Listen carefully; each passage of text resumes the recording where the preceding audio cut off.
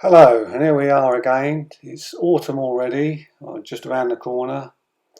And those that you've watched these series of programs before on the varieties of Japanese maples is to just show you the many varieties that there are, which is hundreds actually, and increasing yearly. So we'll step straight into the garden. Those that we've just panned over, I've dealt with before in the previous videos that I've done, so you can look back on those. We'll pan straight over to this one, which is the Cascade, which is a relatively new one, obviously by the name as well. But it's a beautiful red branched green variety. It grows to about 3 meters tall, and it will grow to about 2.5 meters wide. It starts off with sort of orangey red leaves in the spring, which go coppery and to this green colour, and then it'll start turning back to orange and red in the autumn.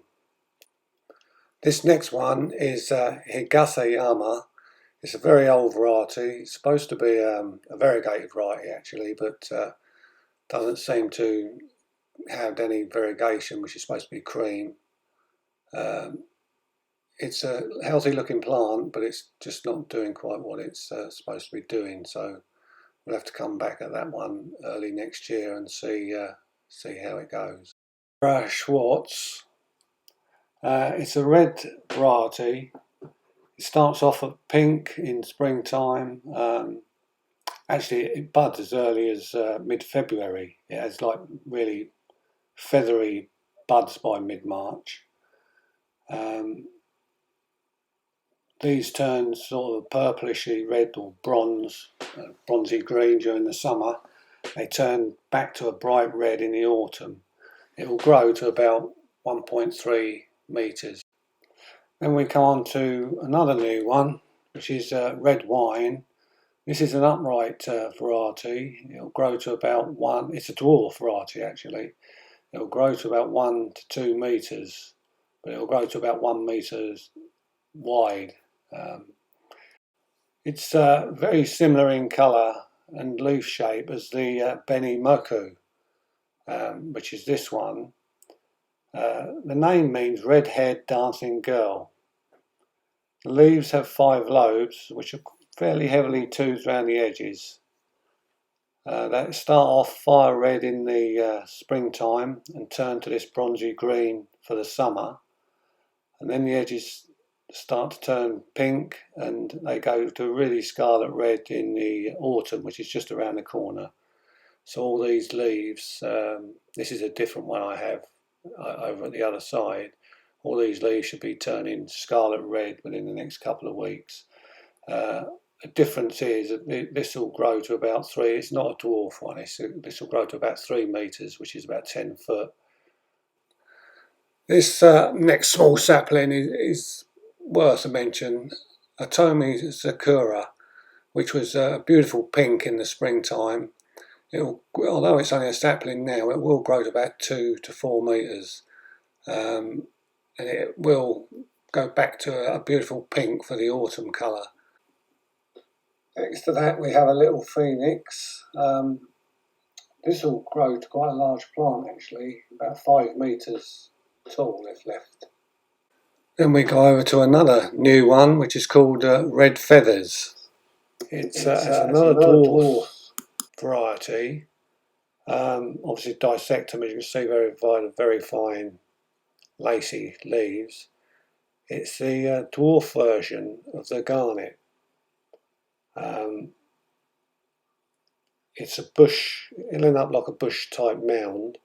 Garnet you can see in the background there, we'll just pop across to see.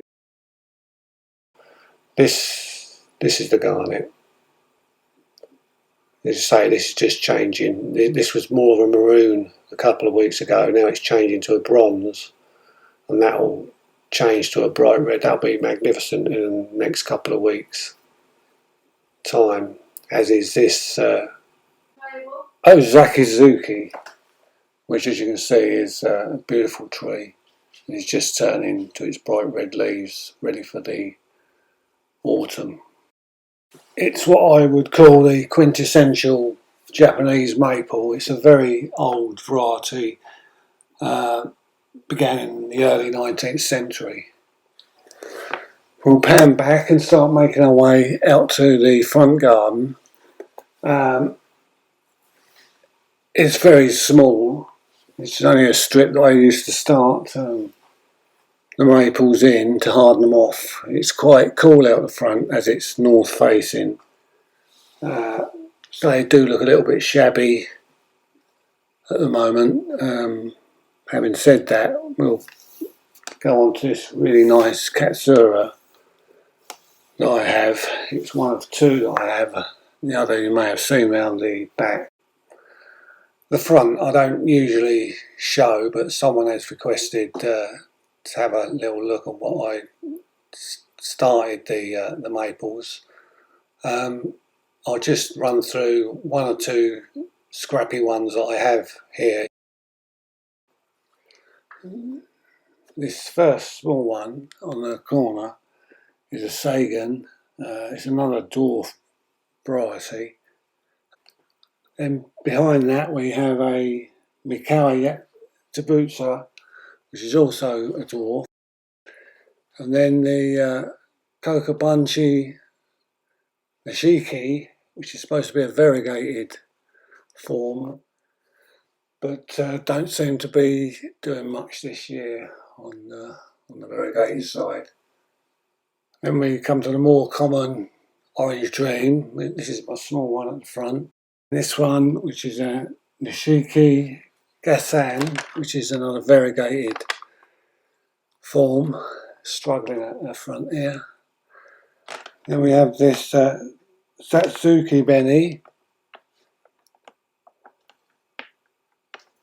and then a Full Moon, which does look quite tatty out here going on. Then we have a nice Shiraz, which is doing quite well actually this season, turning a nice shade of red.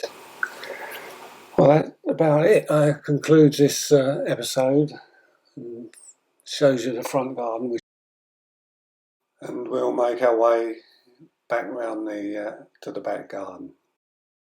And as you can see, the plants are changing colour quite rapidly this year, and within the next week most of these will be changed totally, with bright reds and oranges.